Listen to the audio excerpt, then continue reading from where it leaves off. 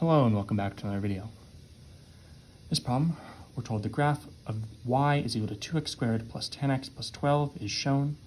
We're asked if the graph crosses the y-axis at the point 0k, what is the value of k? So we're looking for this point where x is equal to 0 and y is equal to k. So if we plug in this point into this equation, we're going to get the value of k.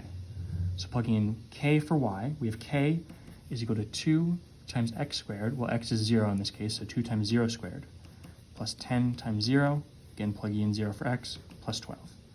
Right, you can do this because for any point that's on the line, that point will make the equation true.